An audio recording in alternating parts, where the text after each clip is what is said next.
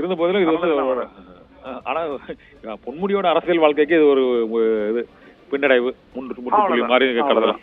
அவ்வளவுதான். மற்றபடி அடுத்தடுத்து தொடரும் இது போன்ற மற்றவர்களோட இது வந்து தொடரும். ஓகே சார், நன்றி சார்.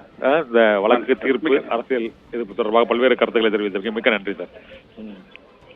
ஊழல் வழக்குகளில் திமுகவின் 2 அமைச்சர்கள், ஒரு அமைச்சருக்கு தண்டனை, மற்றொருவர் அமலாக்கத்துறை வழக்கில் கைது செய்யப்பட்டு சிறைச்சாலையில் இருக்கிறார். இது 2024 நாடாளுமன்ற தேர்தலில் திமுகவுக்கு ஒரு பெரிய பின்னடைவாக இருக்குமா இருக்காதா என்பது குறித்து மூத்த பத்திரிகையாளர் ஐயநாதன் பல்வேறு கருத்துக்களை தெரிவித்தார்.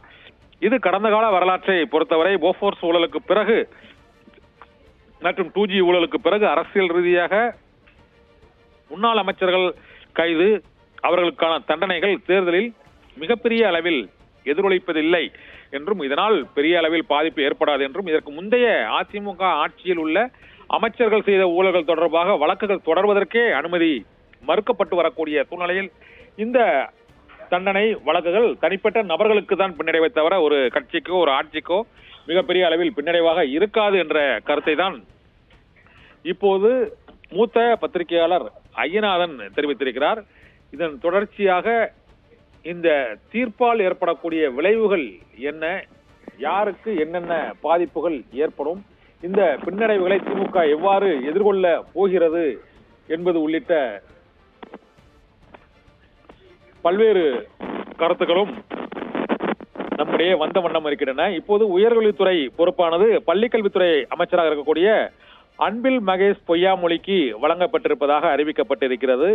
உயர்கல்வித்துறை அமைச்சராக இருந்த பொன்முடிக்கு 3 ஆண்டுகள் சிறை தண்டனை விதிக்கப்பட்டிருப்பதை அடுத்து பொன்முடியின் உயர்கல்வித்துறையானது பள்ளிக்கல்வித்துறை அமைச்சருக்கே வழங்கப்படுவதாக தகவல் வெளியாகி இருக்கிறது. இருந்த போதிலும் அது தொடர்பான அதிகாரப்பூர்வ அறிவிப்பு இன்னும் சில நிமிடங்களில், சில மணி நேரங்களில் வெளியாகக்கூடும் என எதிர்பார்க்கப்படுகிறது. தொடர்ந்து இந்த தீர்ப்பால் திமுகவுக்கும் ஆளும் கட்சிக்கும் ஏற்படக்கூடிய விளைவுகள் என்ன, அடுத்ததாக மேல்முறையீட்டு வழக்கில் இந்த தண்டனை நிறுத்தி வைக்கப்படுமா, எம்எல்ஏ பதவி மற்றும் அவரது அமைச்சர் பதவி பறிக்கப்பட்டதை மீண்டும் பெற இயலுமா, அரசியல் எதிர்காலம் என்னவாகும் என்பது உள்ளிட்ட பல்வேறு தகவல்களோடு தொடர் நிலையில் சந்திக்கலாம்.